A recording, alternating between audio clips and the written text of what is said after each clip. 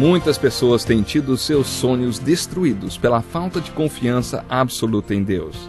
A Bíblia está repleta de exemplos de grandes sonhos cumpridos para a glória de Deus. Encontro com a Palavra é um programa escrito pelo Dr. Dick Woodward e narrado por Pastor Edson Bruno. Ouça e descubra verdades que lhe ajudarão no seu dia a dia. Com você, Pastor Edson Bruno.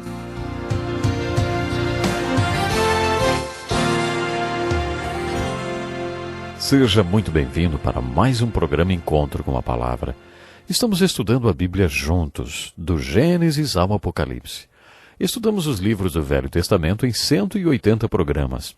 Já estudamos também os 4 evangelhos do Novo Testamento e agora estamos abordando o livro histórico do Novo Testamento, que é o livro de Atos.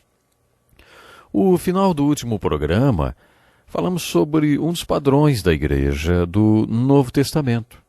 Quando as pessoas recebiam o dom pastoral, dedicavam-se à oração e à ministração da palavra.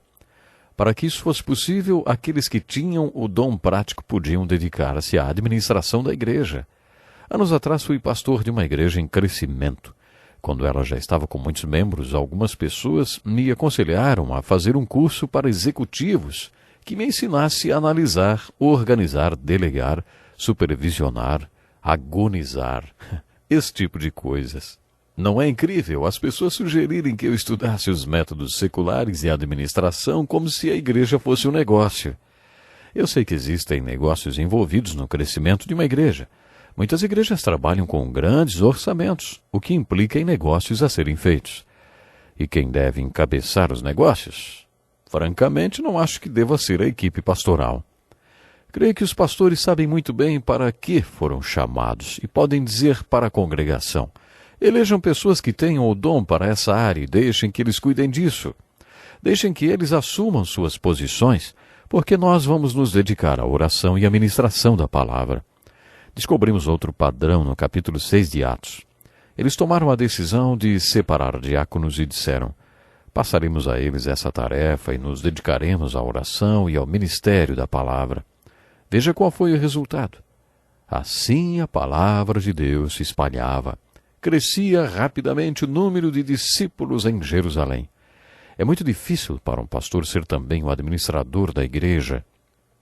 Às vezes as igrejas acham que podem exigir isso porque, afinal de contas, o pastor recebe para supervisionar tudo, desde lâmpadas queimadas até a fachada da igreja que precisa ser restaurada. Não importa o que, é obrigação do pastor cuidar de tudo. Aí, no domingo, quando o pastor sobe no púlpito, todo mundo fica querendo saber por que o pastor não prega mais aquela pregação poderosa de antes, que fazia tanta gente se converter. Sabe por quê? Porque não dá para ele fazer as duas coisas, pastorear e administrar a igreja. Preste atenção na frase: a oração e ao ministério da palavra. Não era só a pregação da palavra de Deus. Um dos acontecimentos mais importantes da história da igreja foi a palavra que se tornou carne. O que vocês acham que acontece quando uma pessoa com o dom pastoral prega a palavra? A palavra eterna se torna carne. Frequentemente, quando a palavra de Deus é pregada, ela se torna só um monte de palavras, um credo, uma doutrina ou uma teologia que não multiplica o número de discípulos. Essa palavra não tem poder. É só um monte de informações sem poder de transformação. Para que a palavra de Deus seja ensinada com a força do Espírito, é necessário que o pastor ou professor se dedique integralmente à oração. Uma vez no início do meu ministério, quando era jovem, eu quis causar uma boa impressão na igreja. O pastor que trabalhou antes de mim não fazia muitas visitas aos membros, e decidi que seria o maior visitador da história daquela igreja. Nunca vou me esquecer disso. Uma vez fui visitar um banqueiro às 10 da manhã de uma segunda-feira. Ele se virou para mim e disse: olha, eu estou ocupado, mas muito ocupado mesmo. Jamais ligue para mim às 10 da manhã de uma segunda-feira. Quando eu vou à igreja no domingo, quero ouvir alguém que tem uma palavra de Deus para mim. E se você é esse homem, é melhor começar a trabalhar. Foi difícil para mim ouvir aquilo. Você não acha que aquele homem tinha um jeito sutil de se comunicar? Mas eu fui repreendido e edificado. O meu lugar era transmitir uma mensagem poderosa no púlpito da igreja. Hoje vejo que ele estava definindo o meu chamado. O pastor professor tem que ter uma palavra de Deus para o povo. E para que isso aconteça, ele tem que orar, ministrar a palavra e dedicar a semana inteira a isso. Esse é mais um padrão que se destaca no livro de Atos. A diferença é entre os diversos dons. Quando todos conhecem os seus dons e se posicionam em seus lugares, o corpo de Cristo torna-se dinâmico. Outro padrão que emerge das páginas do livro de Atos é o martírio. No capítulo 7, Estevão morre por causa da sua pregação. Os mártires foram sementes que fizeram a igreja crescer. A perseguição não apenas deu um prumo à igreja, como também a fez crescer. Saulo de Tarso presenciou a morte de Estevão por causa de sua fé, inclusive segurando a capa daqueles que o apedrejaram. A conversão de Saulo, aquele que se tornaria o missionário mais dinâmico da história da igreja, pode ter sido influenciada pelo martírio de Estevão. O martírio também é outro padrão que observamos no livro de Atos. Outro padrão que observamos nesse livro é a prática de simonia. Pedro foi para Samaria para inspecionar o ministério de um homem chamado Felipe. Lá ele conheceu Simão, um mago. Você já ouviu a frase, existe mais coisas entre o céu e a terra do que supõe a nossa vã filosofia? A Bíblia não nega que exista bruxaria, mas ela nos ordena ficarmos longe desse tipo de coisa. Simão tinha poderes sobrenaturais porque mexia com os espíritos do mal. Quando ele viu as pessoas recebendo o Espírito Santo através da imposição de mãos dos apóstolos, fez uma confissão de fé. Ele ofereceu dinheiro e disse aos apóstolos, dê-me também esse poder para que a pessoa sobre quem eu puser as mãos receba o Espírito Santo. Algumas traduções amenizaram as palavras de Pedro. Pereça você e seu dinheiro. Mas, na verdade, o que Pedro disse foi, vá para o inferno, você e o seu dinheiro. Foi exatamente isso que Pedro disse a Simão. Simão pôs seu dinheiro de lado e Pedro profetizou um monte de coisas que aconteceriam com ele por ele ter pensado em comprar o Espírito Santo com dinheiro. Mas Simão respondeu, orem vocês ao Senhor por mim para que não me aconteça nada do que vocês disseram. Mesmo tendo professado sua fé e tendo sido batizado, está claro que ele não tinha se convertido de verdade. Houve um período escuro da igreja em que tudo era comprado, até o cargo para arcebispo, uma posição cobiçada e de muito poder. Infelizmente, essa simonia, esse tráfico de coisas espirituais, também acontece na igreja de hoje. Será que o presidente da igreja é o empresário mais rico e de maior prestígio da congregação? Se for, pode ser simonia, hein? Pedro estava mostrando que isso é condenado na igreja de Jesus Cristo. Outro padrão encontrado na igreja de Atos é a cura. Este livro enfatiza muito a cura. 1/3 do ministério de Jesus foi dedicado à cura. Ele iniciou seu ministério com o manifesto, você está lembrado? O Espírito do Senhor está sobre mim, porque me ungiu para pregar boas novas aos pobres. Ele me enviou para proclamar liberdade aos presos e recuperação da vista aos cegos, e também para libertar os oprimidos. Depois de fazer essa declaração, Jesus saiu para praticá-la.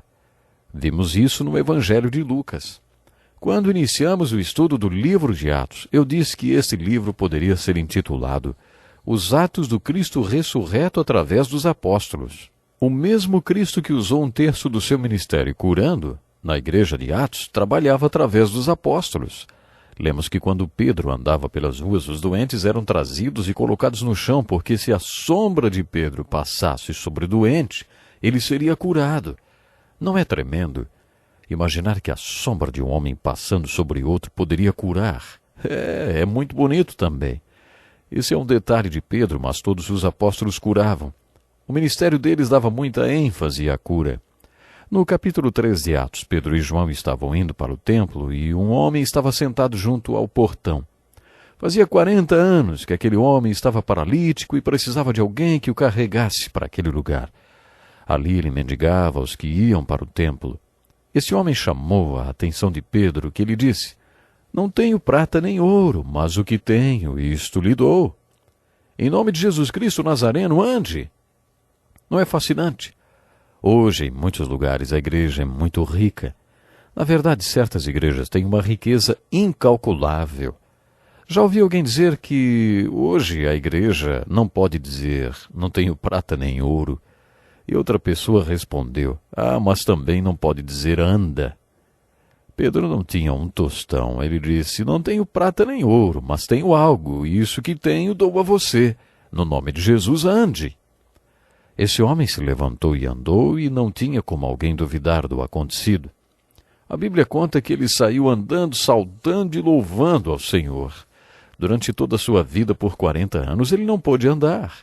Mas ele entrou no templo pulando, saltando e louvando a Deus. Você se lembra quando Jesus curou aquele homem no tanque de Betesda, no capítulo 5 de João? Lembra que falamos que aquela cura tinha sido estratégica? Esta cura de Pedro também foi estratégica. Ela deu aos apóstolos uma oportunidade de pregarem o Evangelho. As autoridades religiosas ficaram incomodadas quando viram aqueles pescadores analfabetos pregando no templo. A Bíblia conta que os escribas, os saduceus e os fariseus ficaram muito insatisfeitos e contrariados com a pregação dos apóstolos sobre a ressurreição de Jesus. Os fariseus eram ortodoxos e acreditavam, pelo menos intelectualmente, nas Escrituras. Os saduceus eram os liberais daqueles dias. Mas nem os saduceus nem os fariseus criam no sobrenatural, nem na pregação da ressurreição. Eles não gostaram nada do que os apóstolos estavam fazendo. Mas quando eles prenderam os apóstolos e os proibiram de pregar, já era tarde demais para negar a cena do paralítico andando, pulando e louvando a Deus no meio do templo. Todos sabiam que durante 40 anos aquele homem tinha estado largado na porta do templo, um pobre aleijado. Agora lá estava ele, saltando e pulando e louvando a Deus. Ninguém podia negar isso. Contra fatos não há argumentos. Aquelas autoridades espirituais tentaram de todas as maneiras possíveis impedir o ministério dos apóstolos, mas eram sempre confrontados com os milagres que os apóstolos faziam. Aquele tinha sido mais um milagre de cura. Observando esse ministério de cura no livro de Atos, que é um dos padrões da igreja do Novo Testamento, descobrem que ele se baseia. Ele é o poder sobrenatural do Espírito Santo na igreja do Novo Testamento. Depois de estudar o livro de Atos, poderíamos dizer que Deus saturou a igreja com o poder do Espírito Santo. Será que podemos chegar a esta conclusão se compararmos a igreja primitiva do Novo Testamento com a igreja dos nossos dias? Deus derramou poder sobre a igreja do Novo Testamento. A performance da igreja depende do poder que Deus tem derramado sobre ela. Parte dessa performance era a cura sobrenatural, a cura divinal. Não se esqueça desse padrão quando estiver lendo o livro de Atos. Fico por aqui. Até o próximo programa. Que lição importantíssima. Obrigado, pastor Edson Bruno. Prezado ouvinte, coloque em prática o que você ouviu aqui. Sem dúvida, sua vida será grandemente abençoada. Este é um estudo escrito pelo Dr. Dick Woodward, na voz do pastor Edson Bruno. Escreva-nos e solicite o material. Nosso endereço é Encontro com a Palavra, Caixa Postal 2011, CEP 89201-970, Joinville, Santa Catarina. Até o nosso próximo Encontro com a Palavra.